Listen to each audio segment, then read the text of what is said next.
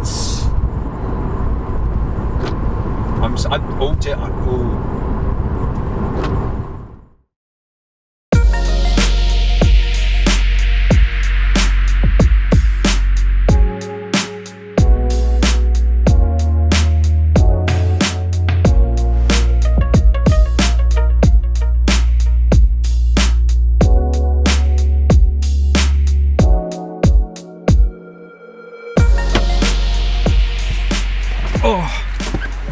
Hey guys, it's Joel. Welcome back to the channel, and today, welcome to another Z4, but actually this time a Z4M Roadster.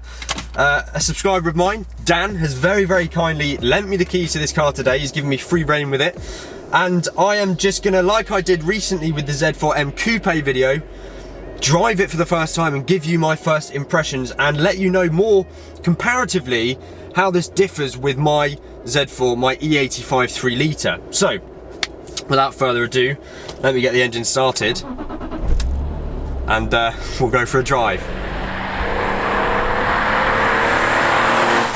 So then guys, here we are in the Z4M Roadster. It's only a few weeks since I actually drove the M Coupe, which was my first time in an M, and that was a fantastic experience. If you haven't seen the video, definitely check it out.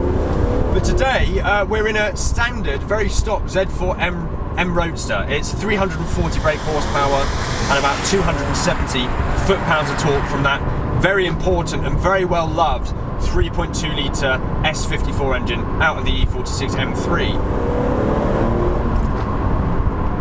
I can already remember I'm getting deja vu because of this extremely chunky BMW M Sport wheel. That literally is really thick, and you know you're driving an M just from the feel of this steering wheel.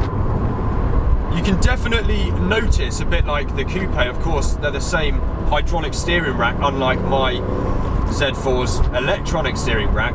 You can definitely feel the steering is just more connected. It's definitely more instantaneous, it's sharper. It just feels almost like there's less of a delay with your control inputs than there is in my E85 Z4 with the electronic rack.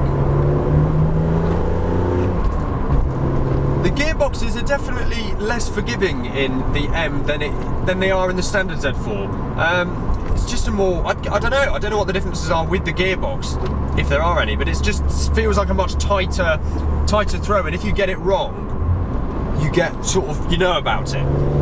It's a lot more forgiving in my E85 Z4. Obviously, that power difference is noticeable. A lot of people say that it's not that much different from like the 3 litre or the 3 litre SI, but at least from my perspective, it is a very noticeable power shift. My car is 230 brake, this is 340, so obviously you're going to notice that power difference. Even at the low end, though this car still is not a very torquey car, you do still notice the extra torque, and sort of, I don't know, you can feel as you build the revs that there is that power at the top end. You know it's coming, and you're very aware of that driving an M. It's quite a, like I used the word before, visceral experience driving one of these cars. I think I stick by that. You are aware of what you're in, and you know, even just going around some corners in 6th gear on a damp, well, very wet day here, you do sort of feel like if you try and play with it or take the mickey, the car will not forgive you for it. It will slip and slide away from you. But yeah, they're just my very first thoughts, having been in the car for about 5 minutes now. So then, what's it like acceleration wise? Well, when you can get traction, it is fast. It really is fast. Obviously, you've got that extra power, but you've got the extra RPMs as well. This goes all the way up to 8,000 RPM, whereas my Z4 is only about 750, something like that. So the extra RPMs obviously just mean you've got all that power, but for even longer. At the top of second in this car, you're at about 75, 80 miles per hour, whereas in mine, you're at 60. So that gives you a little bit of perspective, I suppose, on how the gears are used in this car.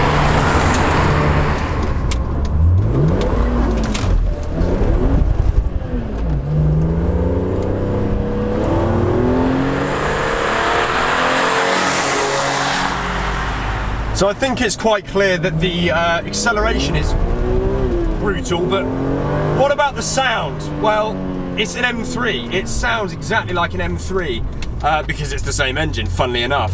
And yeah, it's got a really nice metallic fizz. That's how I'd describe it. It's a metallic fizz. It's actually quite, I'd say it's quite sedate. It's not loud at all, but I am used to my back box deleted 3 litre. But it's a very nice sound. It is a very nice sound. You can just hear it all coming from the front. So I think that's probably the intake as well, like the M Coupe I drove, except it doesn't have that carbon revolve intake on there.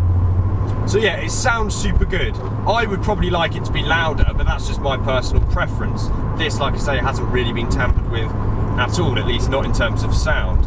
I can imagine that when the roof's down, that sound is actually a lot more engaging and much more prominent, if that's the right word to use, than it is with the roof up on a rainy day like today. So I do understand that it actually might sound better with the roof down. It's just a shame I can't experience that. So something interesting to talk about in this one then, because the M Coupe I drove recently, the ride quality in that was very firm and very stiff. However, that had a lot done to it in terms of suspension, the bucket seats, the harness, all of that stuff. However, this, like I say, is a stock example, and I have to say the suspension, I don't think it's that bad. It's firm. It's very firm. It's very planted. It's very grounded. It doesn't wobble around much at all, but in terms of comfort, I don't think it's uncomfortable at all. It's not jarring. Yeah, it's not a jarring suspension, although I appreciate these roads are relatively smooth. You can feel the bumps, but I don't think it's too bad. I wouldn't worry about it. If you're watching this video potentially thinking about upgrading or buying an M or a standard E85 3 litre or whatever, I think you should understand that these are pretty much, in my opinion, they're totally different cars. This is in a different league to my car, and it's also probably in a different league to an SI as well. You are looking at 2 different cars. You need to drive one of these to understand what I mean, but it's the power difference, and it's that rev range, and just the way this thing feels put together with the hydraulic steering rack. It's got limited slip differential. It is actually a different car.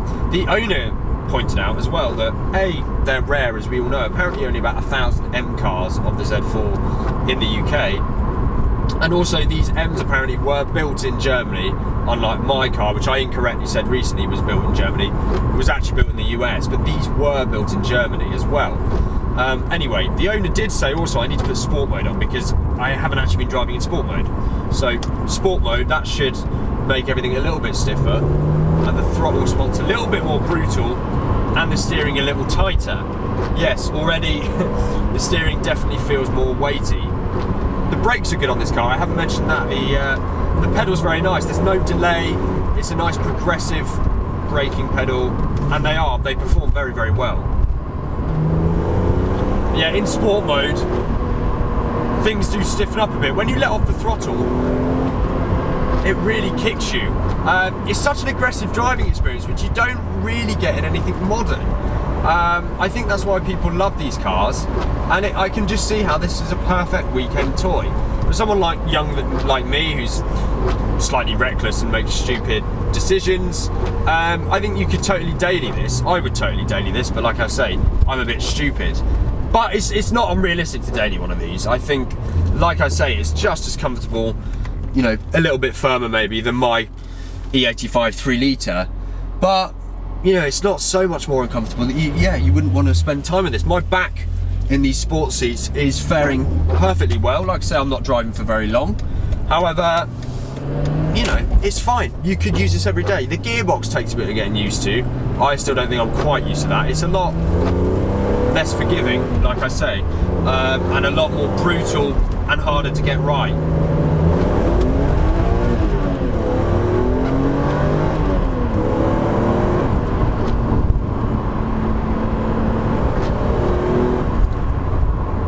So, the other things I love about this car, the dials, I love it. You've got the big M logo, the M emblem in the middle of your speedometer, which is different to the standard Z4. It's got a speeder that goes up to 180, but it also progresses in 10s. Also, as I mentioned in the last video, the rev counter or the tachometer has got sort of LED lights which tell you where the red line is, and that moves if the engine's cold, to tell you that you can't use the full rev range while it's cold. But yeah, I love it. Also, the light colour is slightly different to mine. It's like a more whitey LED colour as opposed to the BMW orange which you normally see. And yeah, the wheel, I absolutely love the wheel. M logo at the bottom again, and big chunky feel. You've really got to hold on to it for dear life. Apart from that, everything is much the same as my car. The gear stick is exactly the same, sport buttons in exactly the same place, and yeah, all of the controls are exactly the same.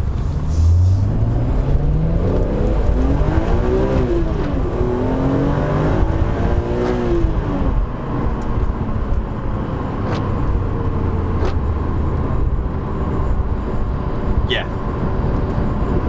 Okay. It's. Oh dear. Oh.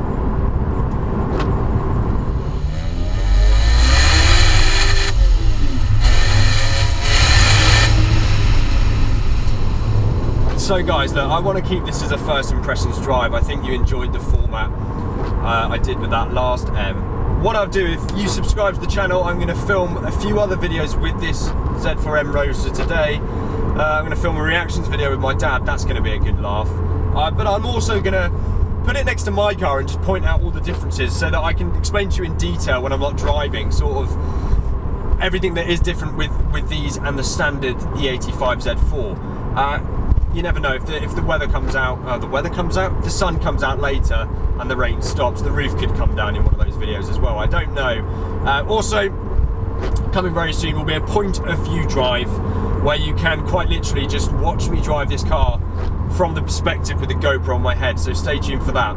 I'm a little bit lost for words, to be honest. I try my best to sort of tell you what I'm experiencing with these awesome drives I'm getting to do of late. It is hard work because I'm just having such a fantastic time, and I'm a little bit lost for words because these cars do require your attention, but they are also just brutal, and it's